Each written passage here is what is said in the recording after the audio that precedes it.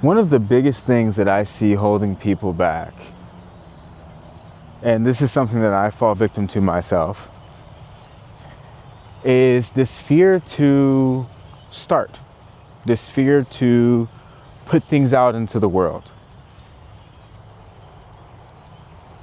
Maybe it doesn't even need to be out in the world, but it just needs to be worked on. It needs to be iterated on, like we talked about before. But the thing is I think we get scared that when we start something, if we start something, then that means we can fail. And if we don't start, then there's no way that we could fail. And I do see this with a lot of people, is this kind of fear of failure being the reason that they won't just do it, or maybe even a fear of ridicule. I think that's a really, really big one. And that actually makes sense, because if you think about it, we're social creatures. So, in the past, being ridiculed or being extra ostracized, being kicked out of your community or your tribe would technically mean that you might die, right? If you're not a part of the tribe, then no one's going to protect you from the other threats that are around. No one's going to share food with you, and you'll pass away, right? So in a lot of ways, biologically, we are not wired to want to stand out from the crowd too much, or to do anything that would potentially have us being ridiculed by our peers.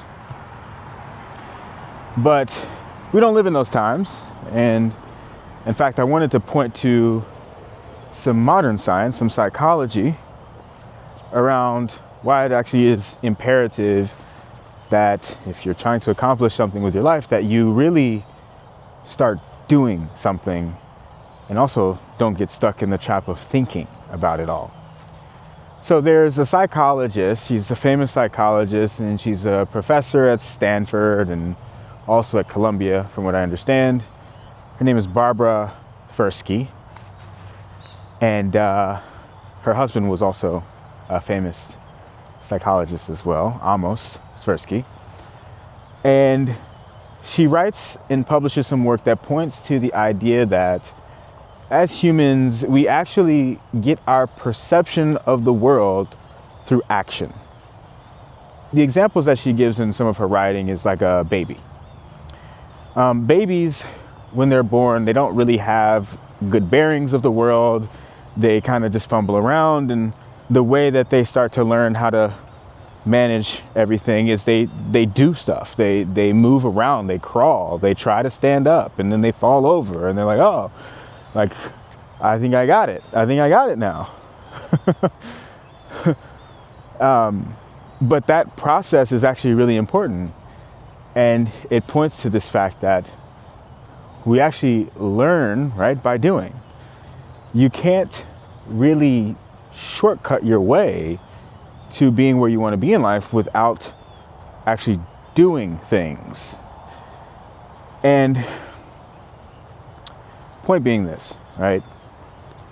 If you don't start, then you can't really learn, right, from the things that you're doing. You can only sit back and hypothesize. There's different types of knowledge, right? You have theoretical knowledge, pure theory, and then you have practical knowledge, right, that you get through doing things. And now this concept of you learning through doing, yeah, that's modern science, but there's also a lot of ancient teaching that goes into this as well. There's this quote from Confucius that says, I hear and I forget. I see and I remember. I do and I understand. And I haven't done the best job of trying to really drill this point in, but it's really, really, really important that for you to develop the competence that you think you need to have before you start, you actually just have to start. We're all gonna look foolish. We're all gonna get things wrong. For me personally, right, it's with the YouTube channel. I mean, I'm talking about, I started this channel literally because I wanted to avoid this problem of talking about things that are so rigid and that are either factual or not, right? Because when I'm doing that, it requires a lot of effort to make sure that all of the things that I'm talking about, that I research them well, and that I do my best to avoid any inaccuracies, and they still happen, without a doubt. And so, at the end of the day, it's like I wanted to have a space where I could talk more freely about things that don't necessarily have a right or a wrong answer. But the point is that I just had to keep putting stuff out, even when I got stuff wrong. And I got 1 million views on my bond video. And there was all these people nitpicking at every little thing that I said throughout the video. And that's the other part of this, and I'll shut up after this. It's like, what is the point of the thing that you're trying to do? Right? Are you trying to be right about everything so that people think you're smart? Or for me, when I started my YouTube channel, the literal goal was to teach. The goal was to teach someone something. Someone, right? Anyone, something. And you don't have to be the grandmaster wizard to be able to teach someone something. You just have to know a little bit more than them. And so this doesn't have to be your whole calling or anything. I'm just trying to share my personal experience with this concept of needing to just do something, right? Because as soon as I was just iterating and putting work out into the world, eventually people saw it and people gravitated toward it, and it helped them get closer to where they wanted to be in their lives. So for me, with that purpose of what can I do to pursue my goal of teaching, that is something that I realized was a part of my purpose. I'll tell the whole story of how the channel started another day, but you really just have to think about, why are you also doing the thing that you're doing? What would be the reason to get started that has something to do with something greater than yourself?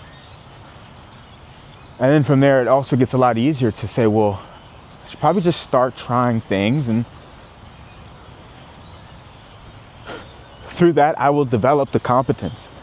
Our brain will literally create the structure for the world, right, based upon our actions. So when you're not doing anything, you're not creating structure for what can be later defined as competence. You have to move, you have to create more mental models for yourself by just doing things. And once you've done that, then you can be the competent person.